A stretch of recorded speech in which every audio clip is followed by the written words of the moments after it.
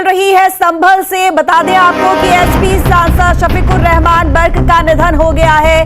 94 साल की उम्र में निधन हुआ शफीकुर रहमान बर्क का। इस वक्त की बड़ी जानकारी संभल से, जहां पर एसपी सांसद शफीकुर रहमान बर्क का निधन हुआ। 94 साल की उम्र में शफीकुर रहमान बर्क का निधन हो गया है। अक्सर अपने बयानों को लेकर चर्चाओं में रहते थे। समाजवादी पार्टी का एक बड़ा चेहरा और बड़े नेता एसपी सांसद शफीकुर रहमान बर्क, जिनका निधन हुआ। ओवैस अली हमारे साथ जुड़े ज्यादा जानकारी के साथ में। ओवैस, एसपी सांसद शफीकुर रहमान बर्क का निधन हो गया है, कैसे? बिल्कुल, देखिए, डॉक्टर शफीकुर रहमान बर्क जो समाजवादी पार्टी से संभल लोकसभा सीट से सांसद थे और सपा सांसद थे। डॉक्टर शफीकुर रहमान बर्क 94 साल की इनकी उम्र थी, लेकिन ये लंबे समय से बीमार चल रहे थे और मुरादाबाद के सिद्ध हॉस्पिटल के अंदर में भर्ती थे।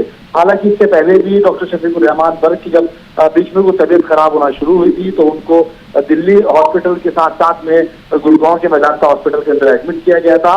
वहां पर उनके स्वास्थ्य में थोड़ा सा बदलाव आया था और साथ ही साथ में जब उनका स्वास्थ्य ठीक होना शुरू हो गया था तो उनको मुरादाबाद के सिद्ध हॉस्पिटल में भर्ती कराया गया था।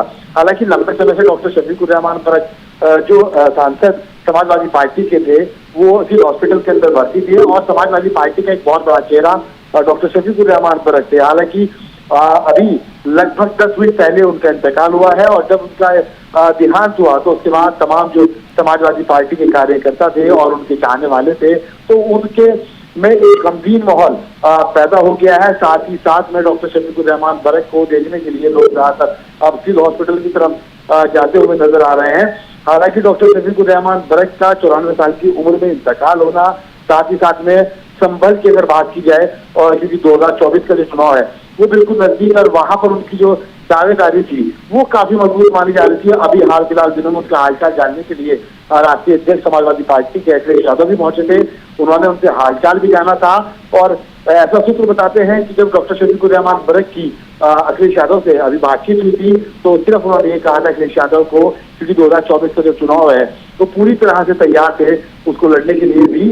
तो अखिलेश यादव से जब बातचीत हुई थी तो उन्होंने कहा था कि सिर्फ आप मेरे लिए दुआ कीजिएगा और मैं चुनाव जरूर लड़ूंगा। लेकिन डॉक्टर शफीकुर रहमान बर्क का स्वास्थ्य खराब होने की वजह से, ज्यादा तबीयत बिगड़ने की वजह से उनका इंतकाल हो गया है। हालांकि उनको सांस लेने में काफी परेशानियों का सामना करना पड़ रहा था और तरह तरह की बीमारियों से वो अब जूझते हुए नजर आ रहे थे, क्योंकि उनकी जो उम्र थी वो लगभग 94 वर्ष की हो चुकी थी।